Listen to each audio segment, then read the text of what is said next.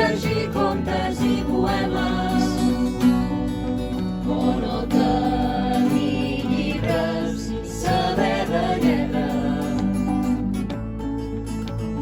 Podries menjar coses llamineres o només crostons secs de pa negre.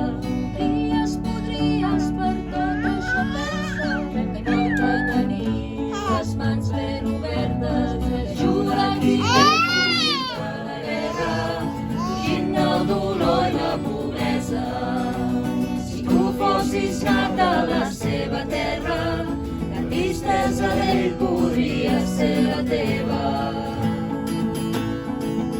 I duries vestits de sac o de seda, sabates de pell o tosques vermella, o aniries nu perdut per la selva.